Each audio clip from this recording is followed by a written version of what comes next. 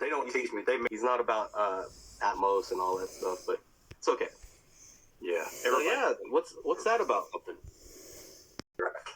We go back way to 1988 or 1998. Sorry, I was off by. We go back way to 1988 or 1998. Sorry. We go back way to 1988 or 1998. Sorry, I was off by 10 years or so.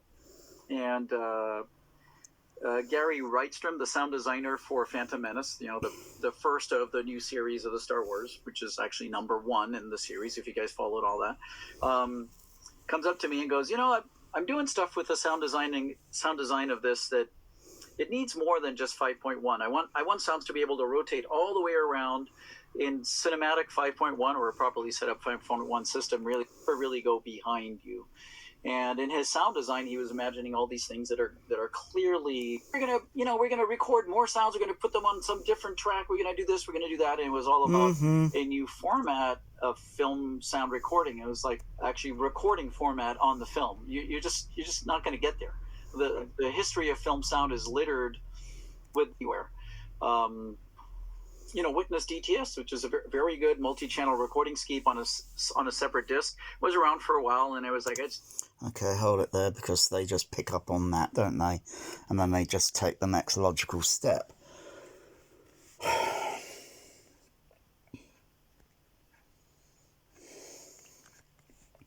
It's my fucking idea. This whole surround EX, okay? It's my fucking idea. Well, I was a projectionist at UCI Cinemas, but started late 1989 when it opened. I think I joined a month after it opened. I didn't even know a new multiplex was being built in this area. Anyway, of course, it had overhead surround experimental there, Dolby CP 55 SRA5s, a sound associate booth monitor, projection was Cinemacanica Victoria 5s. Nice projectors, but very noisy. But no, this is utter fucking bullshit. That's my fucking idea. And I'll tell you, if Anthony Grimani doesn't want his fucking name, you cunt! Well, I just smeared his fucking name. I don't care what credibility it does to me. I don't get fuck all fucking credit for my fucking idea. Okay, here's how it went down. Alright, that's a guy's car there. Vroom vroom. But this guy formerly worked for Dolby Labs, New York offices, okay, Eric Christopherson. I'll get a bit more to that in a sec. Now, my idea, I wanted it up and running. If I could have had it up and running, if Dolby AC3 was cheap, I would have had it up and running at least 1995, but modifications for Laserdisc players was pretty expensive, and yeah, it'd take a while. And then one day, many years later, a Millennium, I still got it up there, Millennium DDS decoder, and I've got a GoldenEye Laserdisc down here. That was my first DDS Laserdisc that I got home, and I connected it up to, actually I've got two Yamahas. I think one of them might be the original one. I think it might be this one here, because the fader's a little bit it feels like it's a little bit worn, or has been used a lot.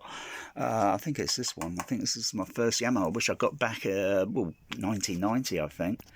That was pretty cheap. And it's got a specific Dolby chip on it, because they made several like cat version 150s for CP processors. Anyway, so I just had the Millennium DDS decoder, and I just connected a Yamaha DSR-70 Pro to the stereo surrounds. And since I had the idea back up since 1989, the idea frustratedly came to, like, why does 70mm stereo surround? Because the surrounds are left half, right half, meaning sounds on that side and sound partly on the back. and on the other side, and then going down that. So you get, it's called left, right, half surround. Something that most home cinemas can't even do. Mine can. Because all Dolby Labs have done, okay. Anyway, I'll get to the Eric Christopherson. I phoned Dolby Labs up because I had my idea up and running. I had 2 speakers on each side wall. They were speakers that came out of a shopping mall centre, and they were little PA speakers in wooden, and they're pretty large size, about maybe 10, 12 inches square. Not very good on bass reproduction. They had a transformer, voltage converter, but I disconnected that so they run full, and they were okay. It was just so to get the timbre matching, just for the surround channel. They were totally different to my JBL Control 5, left, centre, right, up at the front, JBL 46, 45, 18 sub. Marantz amplifiers, 1050s, 1030s I was running, so it was very basic system I was running at the time, 5.1 or 6 channel. Anyway, so as soon as I fired up, I think the DDS demo disc to do the pink noise check, and I think I had my SBL meter, so all I could do was basics. I couldn't do anything else with RTA, pink noise, EQ adjustments, as what I could do now, as what everyone could do now. But I had it up and running, and it sounded pretty okay. Not my socks off. It had me flinching the moment I had GoldenEye running, or the tank scene. I was ducking. It worked. I was quite surprised because I was a little bit skeptical whether my idea would work or not. And as it goes back to say, like, the listening 70mm, that was Indiana Jones and the Last Crusade. I saw it several times at the ABC, Bournemouth, Screen 1. And I saw it twice at the Empire Leicester Square, THX sound system, because I was curious, what's this THX sounds, I keep reading about it. I've been reading about it since 1984 in a sci-fi magazine, very briefly, and thinking, what the heck's all this about? And I checked it out and I was wowed. But when the plane in the movie, drops a bomb on, you don't come any closer than that, boom, and then eventually the plane does a across the screen channel, and then hair panning on the the right half surround, and then panning round to the left half surround. For a brief certain seconds or so, I was kind of thinking, whoa, doing this. I think, whoa, that was disorientating, because of the way the sound time arrivals, I guess, were arriving. Anyway, so I go back home, and then next day I'm down at Tower Park on projection, and because I was trainee, and I think it was around about afternoon time, because I was dwelling on how that disorientation was, and I was idolising listening to the booth monitor, so the projector would be here, the port window there, and another port window there, and over this, mounted on the wall was the CP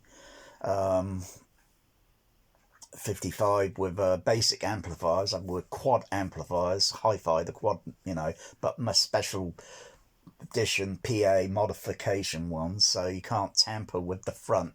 All the controls are on the back, so tamper proof and that. And so I was idolising, listening on the booth monitor, which is a Sound Associates booth monitor, which had a fader for the surround channel, so if it was a little bit too high, it could be softened a bit. If it was too soft, it could be heightened by about, I think, plus minus either 2 or plus minus 3 dB.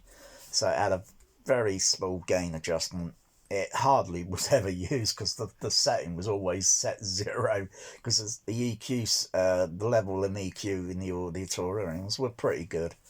So I was going through the cipher buttons on there, listening to the surround channel, just the surround, because how sound is usually mixed or try to filter out dialogue, which is common, because the surround is a negative anti-phase signal, and the screen left, center, right, a positive signal. And if you have two pink noise signals playing both at the same time, one positive, one negative, you get the sound coming out the LCR, boom, boom, boom, and on the surround. That's if you have two generators running simultaneously. Anyway, so I was idolizing. I was thinking, how can I make it? And suddenly, I just had a brainstorm. I thought, what if I use a decoder? But I didn't know exactly at the time,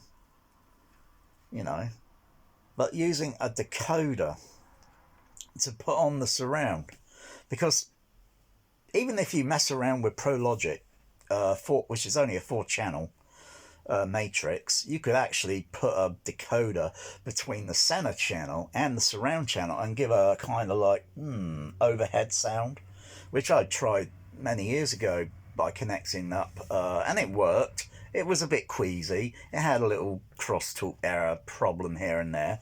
Anyway, so 1998, actually more 1997, because it was late of or some round time, because I was paying off this Millennium DDS decoder, and just around about the time, coming up 98, I landed a job, final projection job with Warner Brothers, and I went up to Bristol, and it was okay. Things were going okay, and then things were going not okay.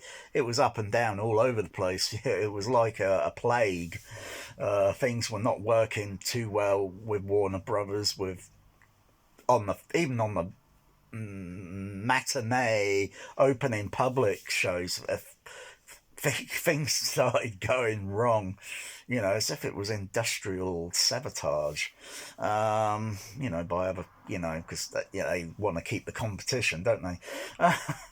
The projector motor circuit card for the cake platter failed, and I had to turn the Titanic and wind it off with another projectionist while we're cross-legged on the floor winding this film off. And anyway, so eventually, it was going on for a while, with Warner, and eventually I just said, I quit. I've had enough of this. I don't want to do this anymore. And I'm retired. But when I got home and I paid off my DDS decoder, I got it and I set it all up, boom, boom, boom. Had that going, and wow. And then I thought I'd share the idea.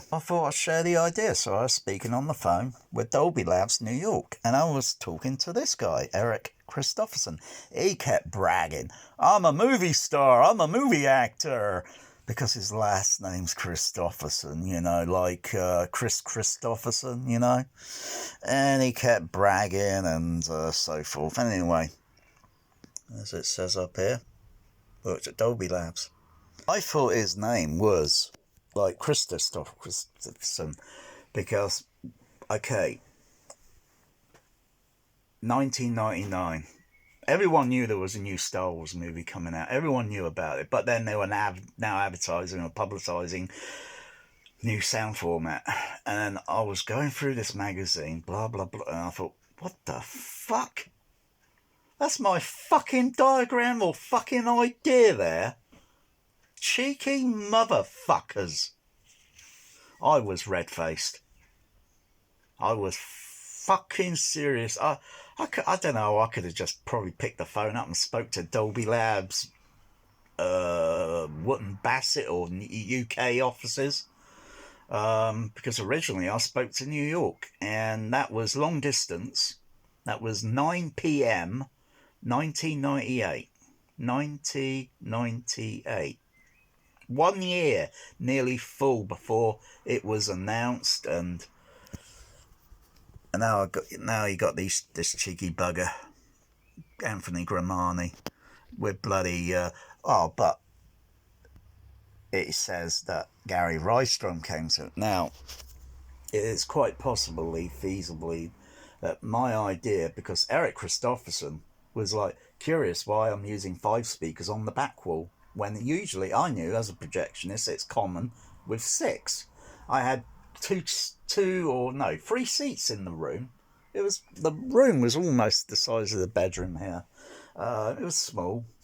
And I had 6, 1, 2, 3, 4, 5, hang on, 4, no, hang on, 5, 6, 7, 8, 9. I had 9 speakers for the surround, 2 on each side wall and 5 on the back.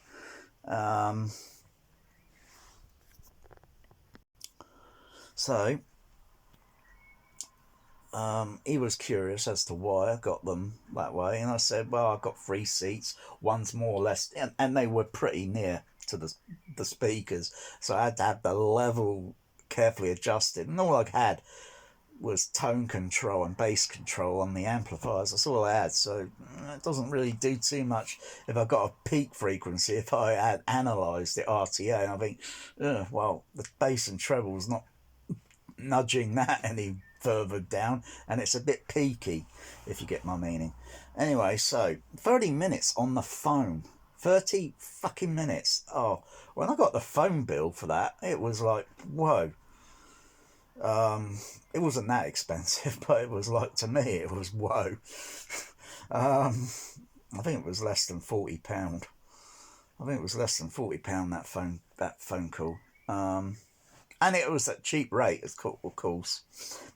Why New York? Why? Because Dolby Lab New York, Dolby Lab Wootton up at Wootton Bassett or such. They were closed at the time. They closed at 5 o'clock, and I was so excited because I was playing GoldenEye over and over and over, and I wanted to share the idea. But I think I made a mistake by sharing that idea.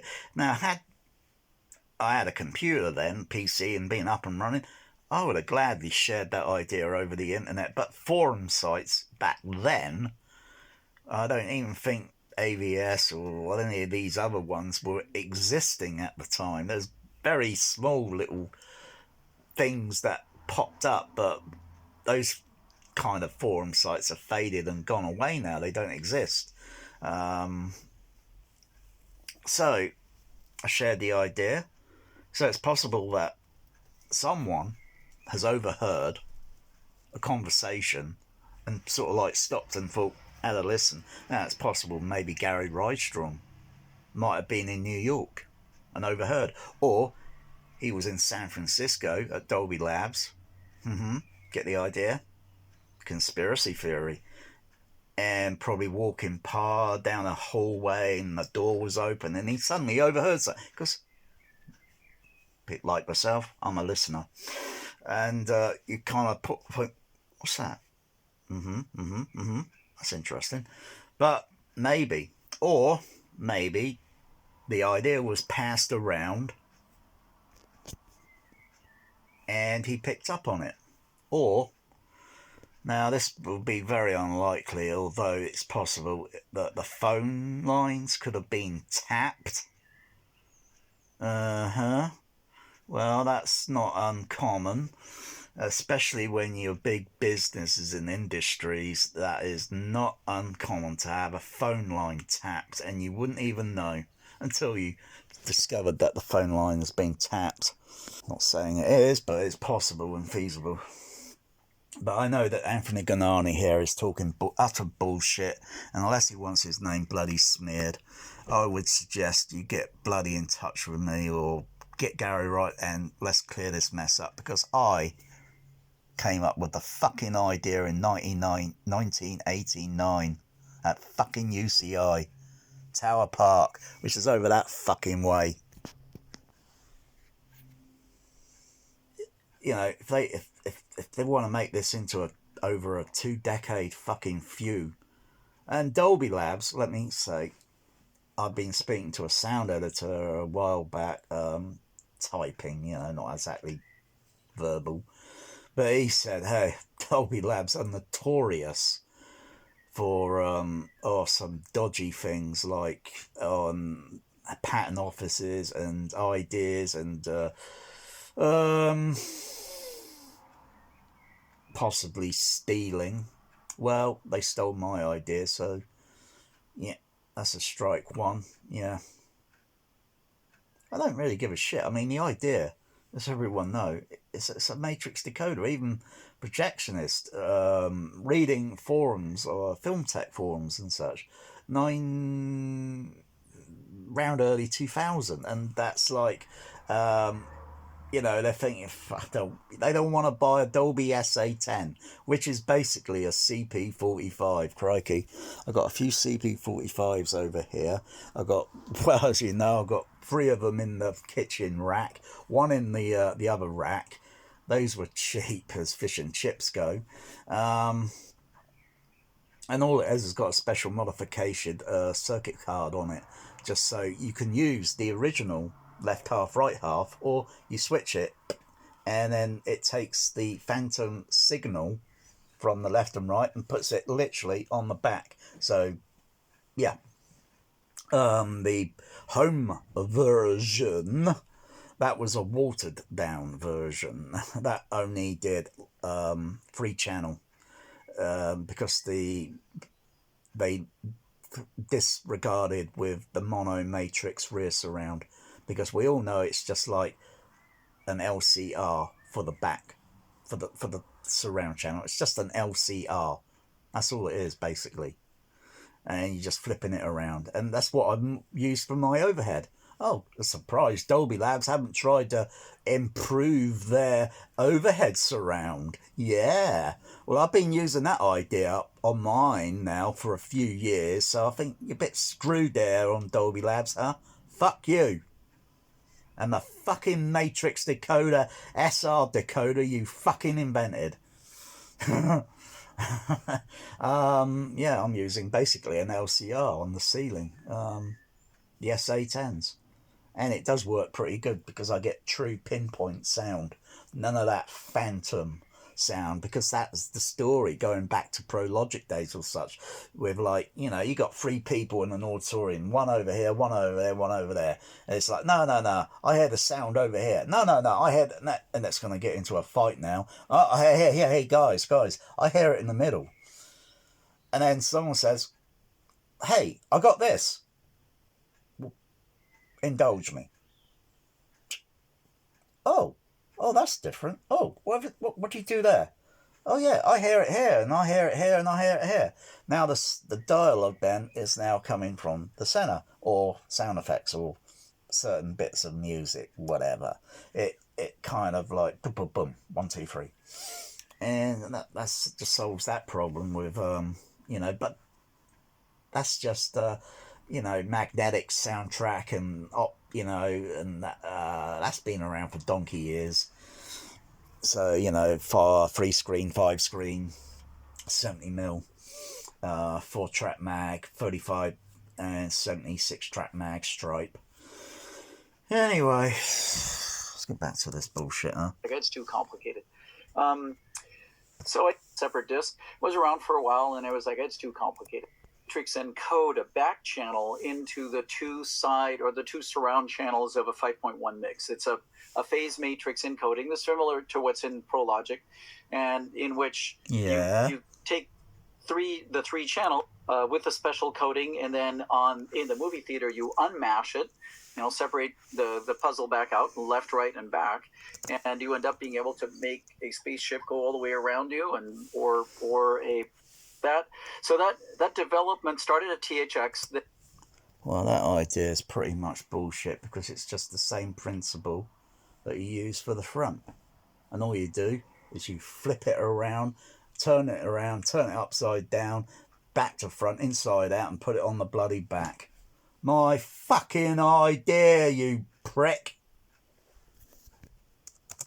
Then in a joint venture, essentially, with... So, I just basically planted the seed. That's all I did. It wasn't a total invention, mine. It was more of a discovery. And all I did was plant the seed.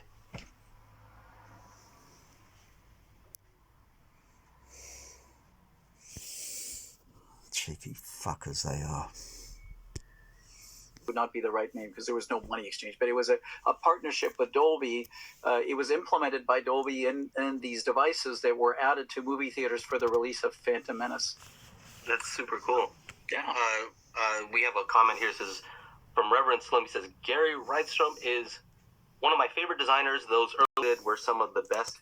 Yeah, Gary Rydstrom. No one likes Terminator 2 on the disc format because it's the revisioned, and you've got to go through and finally seek out the theatrical mix, and then it's like, oh, that's night and day. Oh, that's what I heard in the cinema. not the home version. I've got nothing against Gary Rydstrom. Okay, I don't have anything against this guy really too much, but if he wants to continue the bullshit, then I am prepared to make such a fucking nuisance. Would he? Would he? Do you wanna have a little few, Mr. Grimani? I've got nothing personally against you, Mr. Grimani. My beef is with Eric Christopherson. I once respected Dolby Labs, but if you're not going to get the small guy in projection, then and don't forget that projection, that's the last link in the chain with theatrical expedition. Without projectionists, how the fuck are these movies going to get shown? What if all the projectionists went on strike? Yeah. Well, I would say the pay was it was okay, but I didn't moan too much. But But hold on. What Gary did at Pixar. He's going on to Gary Rydstrom Pixar thing now. I don't know if he can remember, but I posted on his Facebook some while back, I think maybe. Something about, the EX, or I called it CBS, or centre back surround, because it's more centred. It was down at the back. Not exactly centred and, in the middle, but that's why I had 5 speakers. I had 1, 2, 3, 4, 5. So there was 1 in the middle, 2 on each side, and the seats were pretty much near to the speakers. I don't know what another friend thought of it. He probably might have thought it was a bit too loud. I tried it with other people, came round and heard it even as early as 2000. I'm not sure even if it was about the time round the release of the home version. But I've had it up and running way before. I even experiment and messed around with the overhead or the rear mono matrix output and put that on the ceiling with 2 smaller size speakers, and they were just tied up, dangling on some wires with a screw in the ceiling. 2 speakers, but they didn't timbre match very well. And I was just experimenting because I remember the days with UCI and had the speakers on the ceiling. Not just that, the Gaumont Odeon down at Cinerama 70mm, that was built 1969 or refurbished. I was way too young to understand that then. I understand the principle of putting a speaker up because you mess around and put noise, pink noise or a tone, and you higher it up it goes, it gives a specific dispersion on the sound. So there were 6 speakers in the ceiling down at the Gaumont. I heard Star Wars there day one. That Star Destroyer, wow, overhead. Not that I cared for sound back then. I didn't get into it until 1987, Platoon, screen number 2.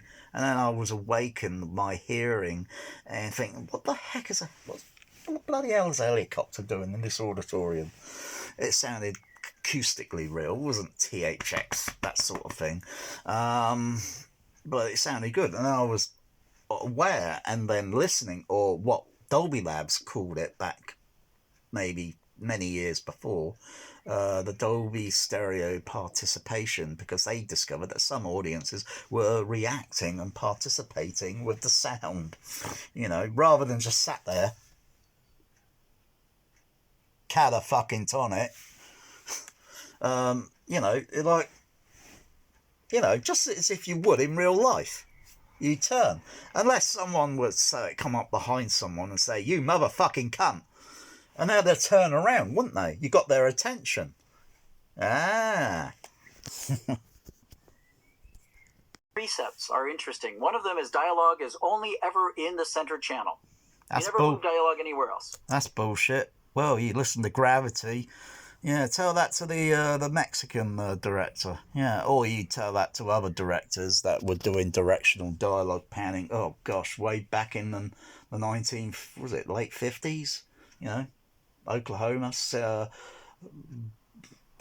Been, I don't know, South Pacific, was it? I think I got those. Sound of Music and oh gosh, shall I go on? And there's a good reason for that. The benefit of that is you can sit anywhere in the theater and you always hear it coming from the middle of the screen. Yeah, but if somebody's walking across the sound field, walking across the screen saying, blah, blah, blah, blah, whatever it is, wouldn't you want the dialogue to follow? Not to mention you need footsteps as well going with it, otherwise it doesn't make bloody sense, because I've heard some appalling sound mixes where you get footsteps moving, but the bloody dialogue's in the centre, and I'm thinking, fucking hell, it's like, who fucking speaks like that in fucking real life? Especially sound even today, because it sounds like actors have got a bloody shoe stuck in their mouth, because the footsteps are way up here when they should be down here. When you look at the screen or how it's filmed, if you pull back, you got to match sound to psychoacoustics. If two people are talking over here on the side of, on over the road, their voices are not individual. They're kind of like, it sounds mono. When you get nearer, then their voices and instant between them, then they sound stereo. It's as simple as that. Time arrivals, reflections. The rules, cardinal rules in film sound design is, I don't care, the dialogue stays in the center. That's bullshit, because no one bloody speaks like that unless you go up close to someone. Well, and in your case, your bloody sound of your dialogue is phantoming on two speakers.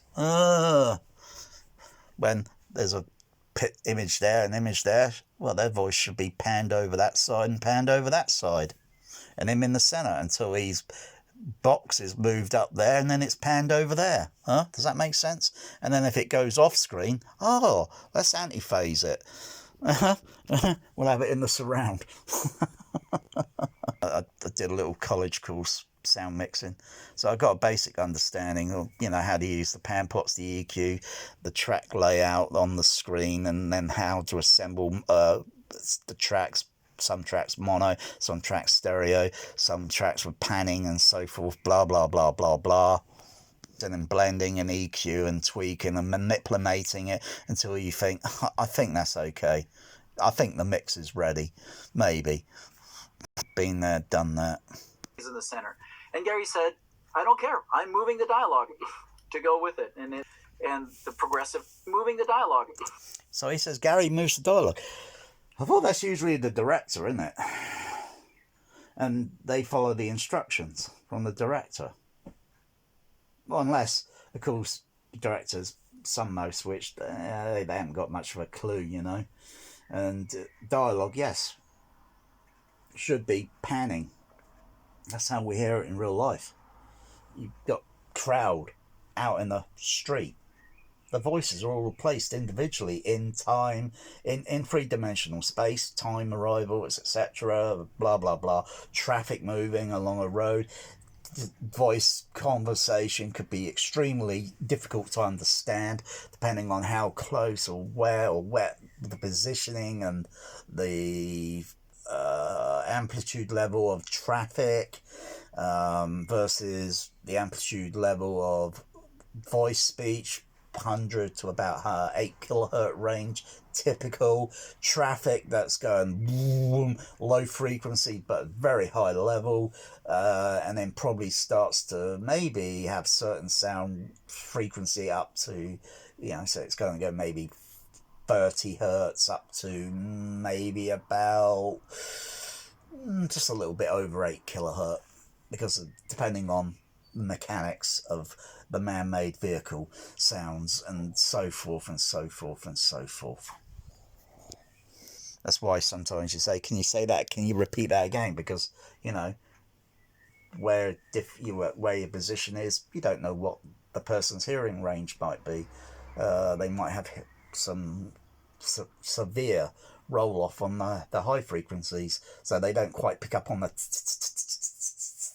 syllabate. So you really got to, if you're outside, you got to kind of modulate your voice to get through the masking effects. Or you just say, hey, let's just go around this corner here because it's a little bit quieter.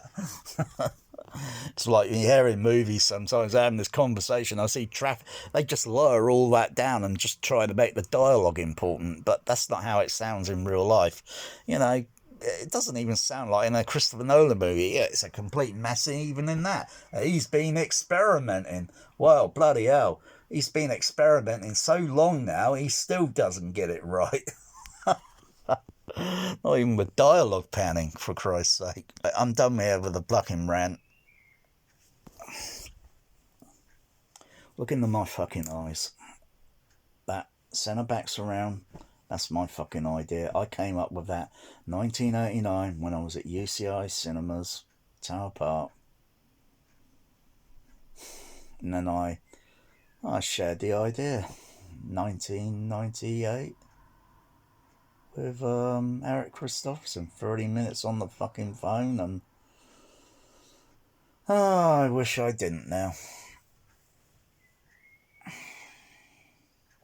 Wish I didn't. If I kept the idea to myself, I would have eventually had the idea, talked about it and that. I even talked about overhead. I even talked about overhead on some forums, and some people laugh and think, crikey, it's like, how many more channels do we need? And they were kind of baffled because they couldn't get, because they got an AVR, okay, that's got surround EX, but they don't know how. What am I talking about?